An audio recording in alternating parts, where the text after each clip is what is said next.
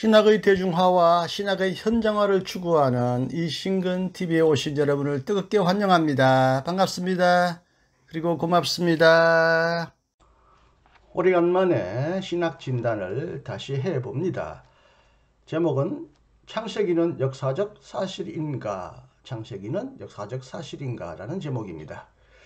창세기 기록이 역사적인 사실인지를 새삼 고민하고 여러분과 이런 대화를 나누게 되었던 계기는 어제 며칠 전에 3월 18일 날 크리스천 투데이 신문에서 다음과 같은 보도를 접했기 때문입니다. 팀 켈러 창세기 1장부터 2장은 사실로 보지 않는 유신진화론자라는 제목 아래 이런 보도를 보았습니다. 기독교 학술원 원장 김영환 박사 제41회 영성포럼 기도회 및 발표회가 2023년 3월 17일 오후 과천 소망교회에서 팀 켈러의 유신진화론 비판적 성찰을 주제로 개최됐다. 창세기 1장부터 2장을 사실이 아닌 비유로 해석하는 켈러 입장은 타협주의다라는 제목으로 김영환 박사는 정통신앙과 진화생물학은 양립 불가능하다. 그런데 팀 켈러는 양자를 조화시키고자 한다며 이러한 시도는 진화론적 창조론으로 성경적 창조론 입장을 버리고 성경 기록을 진화론 입장에서 해석하는 유신 진화론을 대변하는 것으로 성경적 계시 신앙의 포기를 의미한다고 지적했다. 김영환 박사는 팀 켈러는 창세기 1부터 2장을 역사적 사건이 아닌 비유, 풍류, 시문학으로 본다. 켈러는 바이오로고스 재단의 유신진화론을 수용, 창세기를 읽을 때 우리 생각이나 관심사를 그들에게 더 씌워서는 안 된다고 말한다며 켈러에 의하면 창세기 1장의 자연적 순서는 아무 의미가 없고 하나님이 세상을 24시간 6일에 창조하셨다고 가르치지도 않는다. 이러한 켈러의 관점은 구약 유대교 전통과 정통 복음주의 창세기 이해에서 벗어난다고 했다. 김 박사는 성경 어떤 본문도 창세기 1장부터 3장이 비유적인 글이라고 말하지 않는다. 1장부터 3장의 장르는 역사적 문헌의 모든 특징을 갖는다며 창조 기사에 대한 비유적 해석은 본문이 보고하는 창조자의 주권적 사역에 관해 침묵한다. 켈러는 창세기 1장이 창조에 대한 독특한 역사적 서술이라는 영의 관점을 왜곡했다고 전했다. 또 창세기에 대한 비유적 해석은 세계 창조와 종말의 사실성을 부정하게 된다. 창세기 1장부터 3장 창조, 범죄, 타락의 역사적 사실적 해석은 창조, 타락, 구속, 종말의 교리의 전제가 된다. 이 본문이 비유에 그친다면 기독교의 기초가 흔들게 된다며 그의 견해는 성경 전체에서 야기되는 하나님의 선택과 배제라는 언약의 성격을 제대로 파악하지 못한 데서 기인한다. 그가 수용한 생물학적 진화는 필연코 그가 부인하려는 거대한 진화론적 세계관에 이르고 만다고 비판했다. 김 박사는 켈러는 성경을 상당히 과하게 종속시키고 있다. 켈러는 진화를 믿는 그리스도인들과 성경적 창조론자들은 공통의적인 거대한 진화 이론에 집중해야 하고 그렇게 하면 그것과 생물학적 진화 과정을 보다 쉽게 구분할 수 있다고 제안한다며 하지만 현실에서는 유신진화론자들과 무신진화론자들이 성경적 창조론을 공통의 적으로 삼아서 둘을 가려내기도 어렵다고 했다. 김영환 박사는 과학과 신앙이 전혀 조화될 수 없다고 보지 않지만 그리스도인들은 신비스러운 창조 질서를 학문적으로 성찰해야 한다. 이 노력은 과학을 보조적 역할에 종속시켜 말씀의 권위 아래 둘 때 가능하다며 오직 성경만이 하나님의 마음을 완벽하게 계시한다. 시편 19편 7절 우리는 하나님의 책으로 자연의 책을 해석해야 한다. 성경은 변함없는 하나님의 계시의 책이지만 자연과학은 변하기 때문이다. 시대마다 달라지는 자연과학 연구 성과보다 불변하는 성경을 따라야 한다고 강조했다. 여기까지는 크리스천 투데이에서 보도한 내용을 그대로 읽어드렸습니다. 거기 댓글을 보니까 두 개가 달려 있더라고요. 차라는 분이 이런 말을 하네요. 우리는 볼 수 있다라고 말을 한다고 해서 볼 수 있는 것은 아니다. 그냥 짓거리는 것뿐이다. 이건 누구를 겨냥해서 하는 말인지는 잘 모르겠어요. 팀 켈레를 비판하는 말인지 김영환 박사를 비롯한 그 당시 거기서 참여한 사람들의 입장을 비판하는 말인지 정확하게 알 수가 없네요. 이제 두 번째, 현정수라는 분이 다신 댓글에는 분명한 비판이 나옵니다. 창세기 1장부터 2장이 사실이면 대체 어떻게 4일 차에 태양을 창조함? 태양 창조되기 전인 1일, 2일, 3일이 어떻게 존재하나? 맹인들이. 그렇죠. 우리가 하루, 이틀, 사흘, 하루하루 날짜는 옛날 우리 조상들은 이제 원력으로 기초를 했지만 이제 서양의 인력, 달력을 우리가 받아들인 이후부터는 분명히 하루하루를 태양력에 따라 맞추는데 태양이 창조되지도 않았는데 어떻게 하루가 시작되었다, 하루가 마쳤다 이렇게 설명할 수 있느냐, 이런 창세기 기록이 과학적인 내용과 모순된다는 걸 에둘러 표현하면서 김영환 박사와 같은 그 당시 여기 참여한 사람들을 비판하고 있습니다. 저는 그들에게 직접 논박하기보다는 한번 질문을, 여러분이 던질 만한, 고민할 만한 질문을 한번 던져보기로 하겠습니다.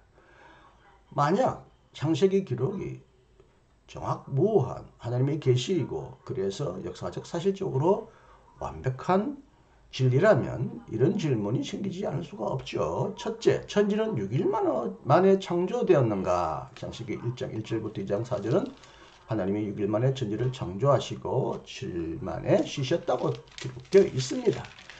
그러나 이것은 오늘날 정통과학과 전혀 일치하지 않습니다. 과학이 완전하지 않다. 빅뱅 이론이나 과학도 언젠가는 달라질 수 있다, 무너질 수 있다라고 말을 하지만 오늘날 빅뱅 이론 혹은 우주 연대에 관한 현대 과학자들의 이론은 거의 불변적인 진리가 된 듯합니다.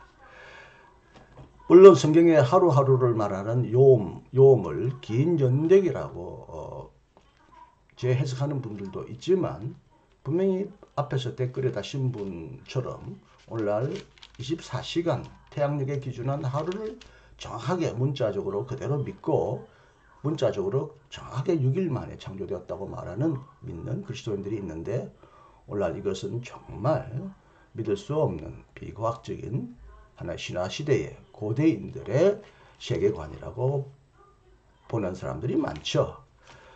제가 여기 오른쪽에 돌아가신 고 김영길 한동대명의 총장님을 언급하고 소개하는데요. 여기 보니까 또 유튜브에 창세기 1장 1절 무신론 과학자의 내삼을 바꾸다라는 유튜브가 떴어요.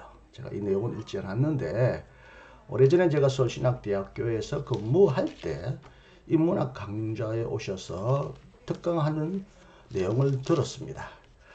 이분은 이제 창조과학회를 창설하신 분으로 알려져 있는데 그 당시 저는 그분이 무슨 말을 하느냐, 자기는 창세기를 문자 그대로 하나님의 말씀으로 믿는다, 기록 그대로 믿는다, 그러므로 천지는 6일 만에 창조되었다.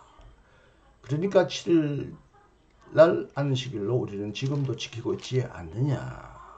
6일 만에 창조되었고 7일 동안 우리가 일요일날 쉬듯이 이렇게 창세기도 정확하게 6일 7일을 말하고 있다라고 말하는 내용을 보고 저는 큰 충격을 받았는데요. 그때 내 내심으로, 내 생각으로 무슨 질문이 일어났느냐. 과거에 6일 만에 창조, 7일 만에 하나님의 안식을 말한다면 하나님은 그 이후부터 지금까지 줄곧 안식하셔야 되고 어떤 활동도 역사적인 활동만이 아니라 기적만이 아니라 창조 활동도 쉬고 계셔야 돼요. 하지 않으셔야 돼요. 문자 그대로 말하면.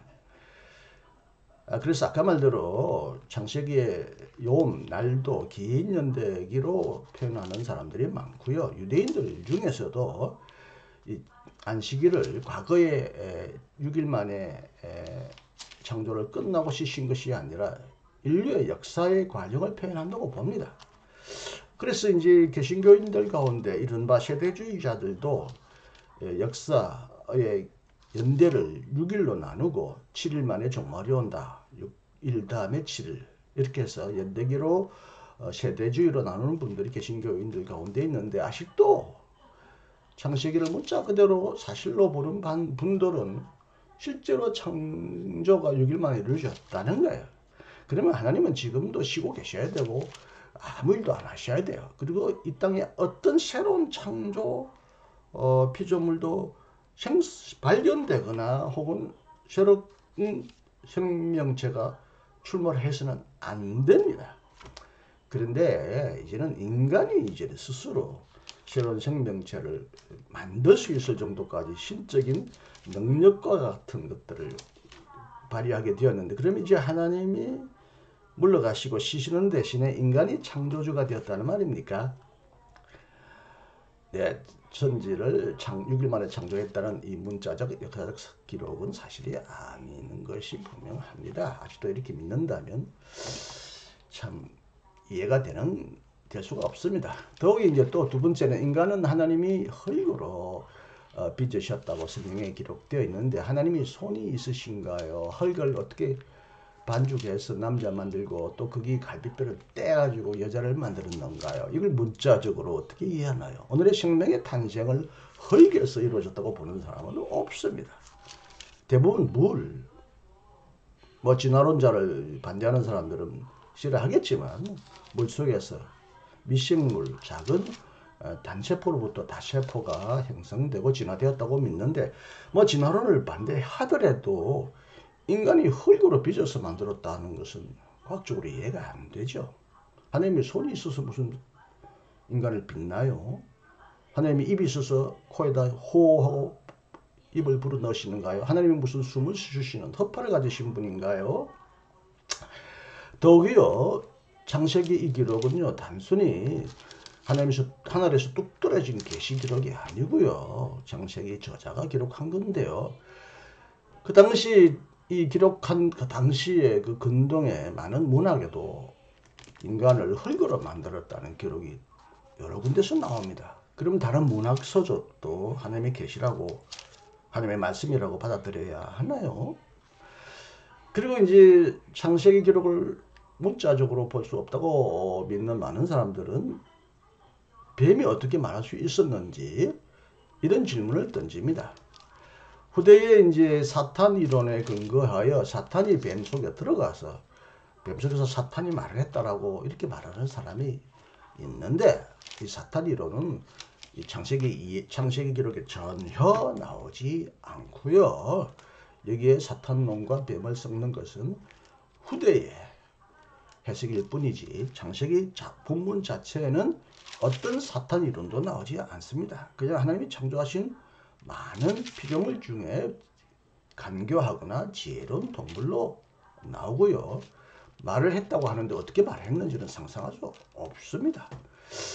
뱀이 저주받기 전에는 발성기관에서 인간의 말을 흉내내거나 말할 수 있을 만큼 독특한 존재였는데 하나님의 저주를 받은 이후에는 말을 못하게 되었나요? 그렇게 말할 수는 없습니다. 이것도 문자적으로 역사적 사실로 보면 안 되기 때문에 많은 사람들은 이것을 다르게 해석하는 분들이 상당히 많이 있습니다. 오늘 여기서는 그것을 소개해드리지는 않겠습니다. 네 번째, 뱀이 이제 저주를 받아 이제 두 땅을 기계에 기어다닌다고 말하기 때문에 많은 사람들은 저주를 받기 전에는 뱀은 땅으로 기어다니지 않고 걸어다녔을 것이다. 다리 4개가 있었을 것이다.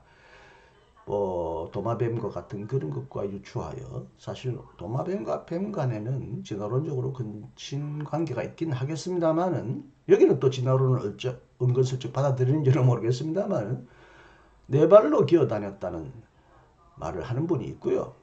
근데 조영기 목사님도 그렇게 말을 한 적이 있고 이것이 신천지에서 공격받은 적도 있고요. 제 유튜브에 신천지에 관한 유튜브를 보면 그런 영상이 나옵니다. 그러면 4발이든 혹은 더 많은 발을 가졌든 원래는 뱀은 발을 가진 존재였다가 저주를 받아 발이 떨어졌나요? 또 하나 이해할 수 없는 거는 저주받은 후에 뱀이 흙을 먹고 산다고 창세기 2장 4절은 기록하는데요.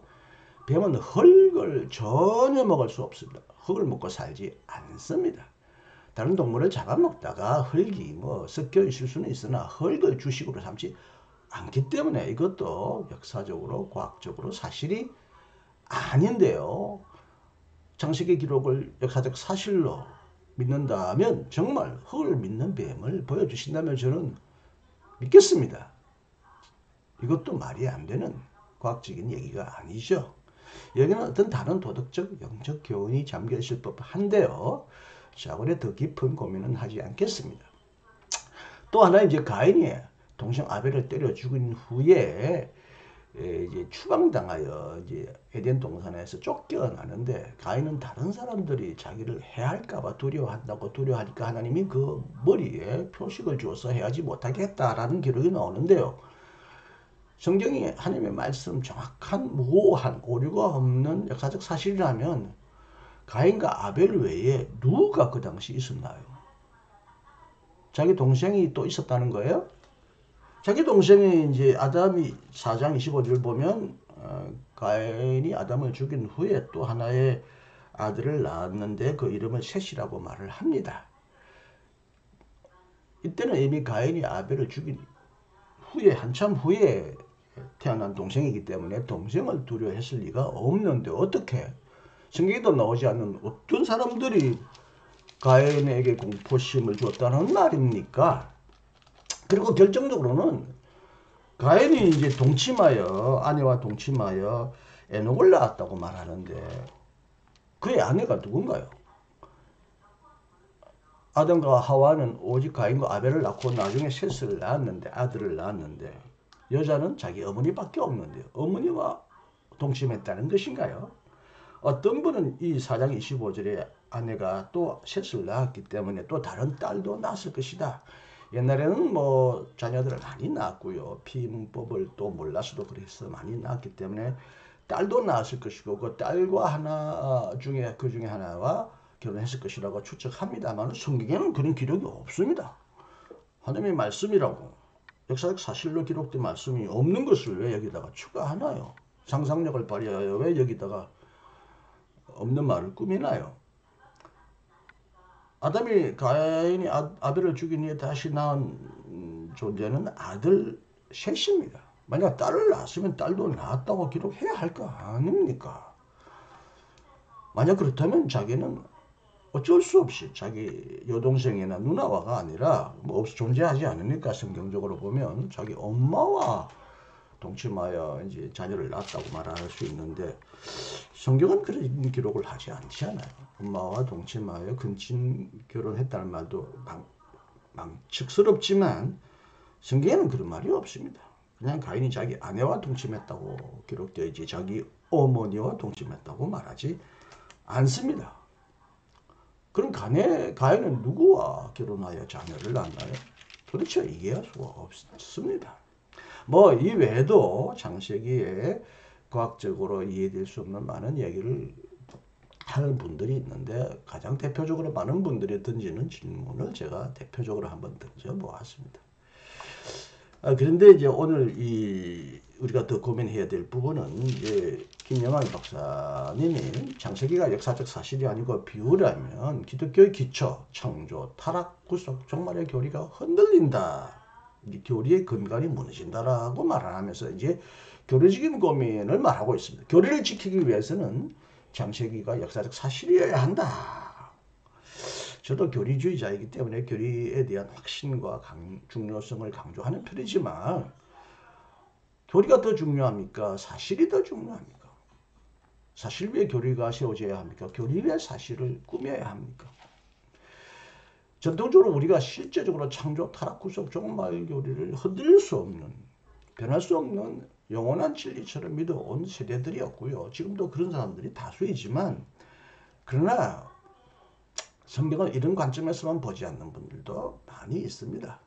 예컨대 최근에 매튜 폭스가 쓴 오리지널 블레싱, 원복이라고 하는 제목으로 번역된 책은 전통적인 이런 타락, 구속, 종말 이런 그 패러다임을 완전히 바꾸어서 새롭게 성경을 보도록 우리를 안내하는데요. 책을 한번 꼭 보시면 전통적인 혹은 전통적인 혹은 정통주의적인 복음주의의 이런 역사, 타락, 구속, 종말 이해가 유일한 절대 무한 독보적인 이론이 아님을 알게 될 것입니다. 그리고 제가 오래전에 저의 신학 진단에서도 구원에 관한 두 관점이라는 유튜브를 제작하여 방송해드린 적이 있는데 이 내용을 여기서 깊이 소개하지 않겠습니다. 방금 김영환 박사님이 말하는 그 관점도 오랜 우리가 정말 유일한 진리처럼 믿고 온 하나의 관점이지만 분명히 다른 관점도 존재한다. 현대 과학과 혹은 진화론과 대화를 하면서 새로운 관점을 만들었다가 아니라 이미 그대로부터 이런 관점이 아닌 다른 관점도 존재해 왔다는 것. 비록 소수이고 많은 사람들이 주목하지 않았지만 이런 하나의 교리만 존재하지 않는다는 것. 이런 걸 여러분 아셔야 합니다. 다른 교리, 예컨대 예수님의 구속, 죽음의 구원 의미에 관해서도 사람들은 하나만 알지만 매우 많은 다른 체계와 교리가 있음을 제가 여러분에게 이미 소개한 적이 있는데요.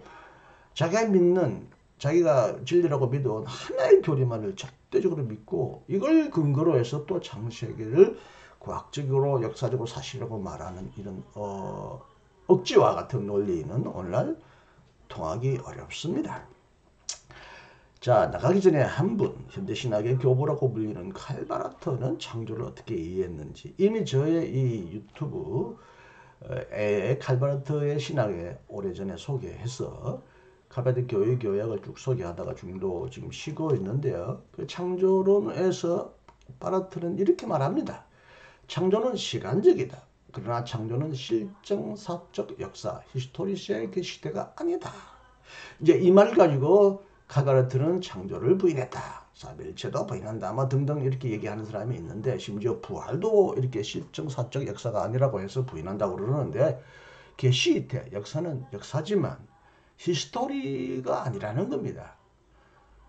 왜냐하면 하나님과 직접 관계를 맺는 것, 말하자면 영혼에 직접 근접해 있는 것, 그 시간적인 것은 실정사, 오늘날 역사학자들이 말하는 실제로 증명해 나가는, 검증해 나가는 역사로서는 파악할 수 없기 때문이다. 하나님과 간접적인 관계를 맺는 다른 모든 역사는 실정사적이다. 그러나 오직 창조, 하나님의 행동은 본질적으로 완전히 철저하게 비실정사적이다. 역사적으로 과학적으로 증명할 수 없다는 것입니다. 창세기 기록과 사건을. 이런 상황에서 우리는 창조의 역사를 문학적으로 오직 설화, 사겐, 독일말로 사겐 하면 말한다. 그래서 하나의 이제 담론, 전설, 이야기, 영어로 내러티브, 스토리 이렇게 표현할 수 있겠는데 여기도 문학적으로 보는 거예요. 하나님의 비실정사적인 역사적으로 검증할 수 있는 그럼에도 불구하고 시간 안에서 일어난 하나님의 역사, 하나님의 계시태를 문학적으로 표현한 것이라고 말합니다. 여기서 이제 또 많은 보수적인 이른바 복음주의라고 하는 사람들이 이제 바르트를 공격하기 시작합니다. 창세기 기록이 문학이라고. 성경은 문학이 아닙니까? 문자로 기록된 문헌이 아닌가요? 성경에는 실제적으로 문학적인 문서들도 있고 역사에 관한 기록도 있지만 그 역사에 관한 기록도 결국 문학적으로 기록되었다는 것은 오늘날 거의 자명한 사실입니다. 문학적인 레토릭, 수사학이나 문학적인 어떤 구조 안에서 성경을 기록했지 역사적이나 과학적인 사실을 낱낱이 발가벗은 사실을 그대로 있는 그대로 사실로만 그대로 기록하는 성경이 아니라는 것입니다. 자, 또 읽겠습니다. 우리는 창조의 역사를 문학적으로 오직 설화, 사계로 즉 비실정사적 역사로 만날 수 있다. 그것은 실정사적으로 즉 피조물의 맥락 안에서는 결코 말할 수 없는 것을 예언처럼 혹은 문학적으로 말을 한다. 이와는 정반대로 창조 역사가 신화, 그렇다고 신화냐, 미트, 신화라는 말은 아니다. 이런 견해는 거부되어야 한다라고 말함으로써 그렇다고 해서 창세기 기록이 짜게 문학적인 설화라고 해서 그것을 신화라고 말할 수는 없다. 참 신화의 대상과 내용은 구체적인 역사와는 반대로 특정한 시간과 장소에 매여 있지 않은, 특정한 시간과 장소에서 일어나는 것이 아닌 자연적이고 정신적인 우주의 일반적인 현실과 관계의 본질적인 원리다.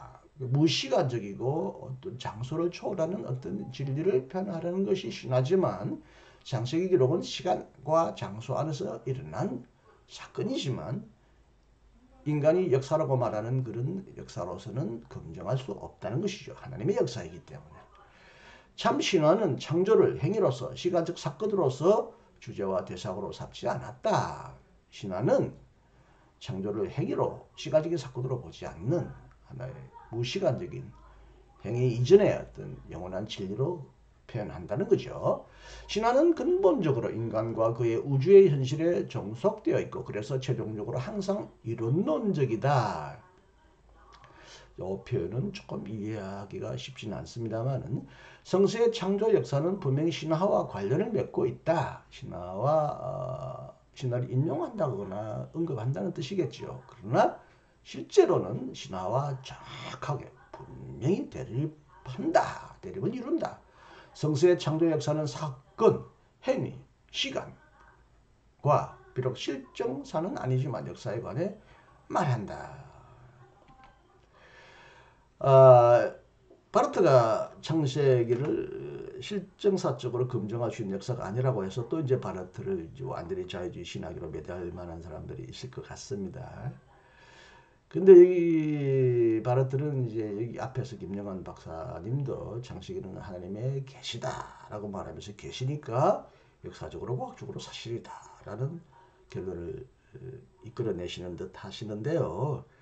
바르트의 계시론도 이제 소위 복음주의나 근본주의자들에게 공격의 대상이 되었죠. 바르트에 따르면 성경은 인간이 기록한 오류도 있고 모순도 있고 과학적으로 오늘 현대 과학과 맞지 않는 충돌하는 이론들이 많이 있다는 것입니다.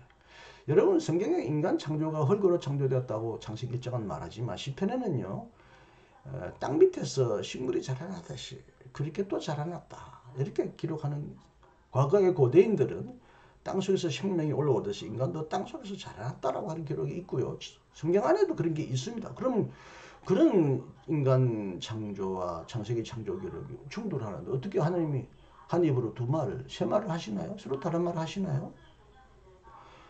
바르트에 따르면 성경은 하나님의 계시가 아니고요. 오직 예수 그리스도가 하나님의 계시입니다. 그런데 성경은 전체적으로 구약 성경이든 신약 성경이든 예수 그리스도를 증언합니다. 왜냐하면 하나님 태초부터 삼일체 하나님이셨고 모든 하나님의 창조, 구원, 계시 활동이 삼일체 하나님의 계시 활동이었기 때문에 그 모든 하나님의 활동에는 그리스도가 존재하죠. 그래서 그 구약 성서를 그리스도론적으로 모형적으로든 예표적으로든 아니면 실제적으로 구약의 많은 기록을 예수님에 관한 정언으로 풀이하는 사람이 있습니다. 예수님도 말씀하셨잖아요. 너희들의 구약 성경을 연구하지만 그것이 나에 대해서 정언하는 걸 너희들이 모르느냐라고 말하는 예수님의 말씀도 계시는데요. 성경은 전체가 계시이지만 그 참 계시는 예수 그리스도라는 것입니다. 그러므로 다른 모든 성경은 예수 그리스도이신 예수님을 증언한다는 것입니다. 예수님을 증언하는 한 모든 성경은 하나님의 말씀이라는 것입니다. 그런 의미에서 엄밀하게 성경이 하나님의 말씀이 아니라 그것은 기록된 인간의 증언이고 예수가 하나님의 계시고 말씀인데, 그러나 성경은 예수님을 증언하기 때문에 성경과 설교도 하나님의 말씀일 수가 있다는 것입니다. 바르트는 그렇게 말하지는 않았지만 그런 의미에서 성경은 하나님의 계시가 아니라 계신이신 예수님의 말씀을 포함하고 있다고 볼 수는 있겠습니다. 그러나 많은 저 종신계열의 교수님들이 오도하거나 곡해하듯이 바르트는 성경은 인간의 말인데 성령을 받으면 하나님의 말씀으로 변한다, 된다 이렇게 말하지는 전혀 않았습니다. 이건 완전히 악의적인 왜곡입니다. 성경은 인간의 말이 하나님의 말씀으로 변하는 게 아니라 하나님의 말씀, 예수 그리스도를 증언하는 말씀이고 그런 한에서 성경도 선포까지도 하나님의 말씀이라고 바르트는 또 폭넓게 계시의 범주를 넓혔지만 그러나 참 계시, 유일한 계시, 다른 모든 말씀을 판단하는 유일한 확실한 기준은 예수 그리스도라는 것입니다. 이것을 동의하지 않는 많은 분들은 오늘날도 바르트를 자유주의를 거의 무너뜨리고 완전히 무너뜨린 바르트를 오히려 거꾸로 자유주의의 거장이다, 두목이다 라고 오히려 그렇게 싸잡아 공격하는데 매우 무식하고 무지하고 안타까운 입장이 아닐 수 없습니다. 자, 결론적으로 제가 너무 말을 길게 해서 죄송합니다만은 여러분이 오해하지 않도록, 특히 바르트를 오해하지 않도록 제가 적절하게 변호하기 위하여 말을 좀 더 덧붙였습니다. 장식이란 역사적 사실인가? 그래서 어떤 과학도 어떤 다른 성경 본문과도 충돌하지 않아야 하고, 그래서 완전히 오늘날도 그대로 믿어야 하는 그런 역사적인 문상가. 여러분 잘 아시지만 아니죠. 성경은 단순히 과학적 역사적 사실만을 말하고 있지 않고 역사적으로 과학적으로 맞지 않는 말 속에서도 그것이 전하고자 하는 하나님의 말씀이 그 속에서 들려올 수 있다고 믿기 때문에 우리가 오늘 성경을 읽는 것이지만, 여러분 성경을 과학적 역사적 사실로 믿게 되면 어마어마한 모순과 충돌과 말도 안 되는 어처구니 없는 내용을 접하게 되기 때문에 오늘날 현대인들을 도저히 설득할 수 없고 전도할 수 없다. 성경 안에 나타나는 수많은 오류와 충돌과 모순들을 어떻게 해결하겠느냐, 이런 문제에 부닥치면서 고민하게 될 것입니다. 자, 빨리 끝내야 되는데 또 말을 길게 해서 죄송합니다. 자, 부족한 제 방송을 끝까지 경청해 주셔서 감사합니다. 다음 신학진단도 여러분과 함께 다시 고민하는 코너로 만날 수 있기를 기대하겠습니다. 안녕히 계시고요. 건강하시고 행복하십시오. 감사합니다. 이신건이었습니다.